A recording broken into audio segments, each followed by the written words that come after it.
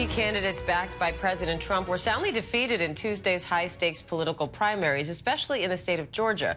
Governor Kemp sailed to victory despite Trump calling for his ouster after he refused to get in the way of the 2020 election results.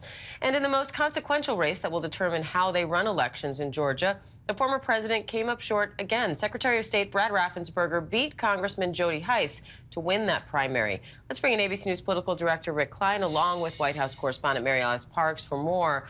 Rick, you say that Trumpism may be stronger than Trump himself when it comes to influence in the Republican Party. What do you mean by that?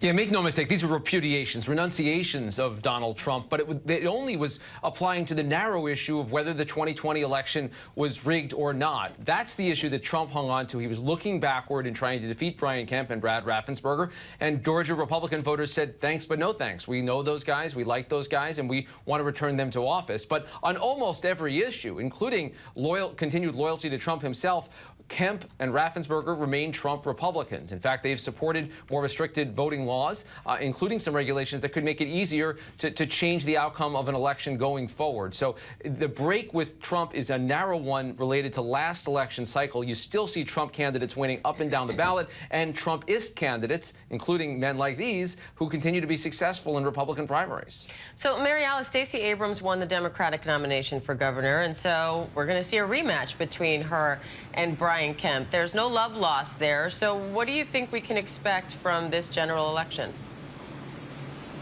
Yeah, Dan, it's going to be an epic rematch. Back in 2018, Stacey Abrams really made a national name for herself by pushing voting rights, pushing ballot access. She comes into this race with a lot of money, and you can imagine she's going to keep talking about these issues.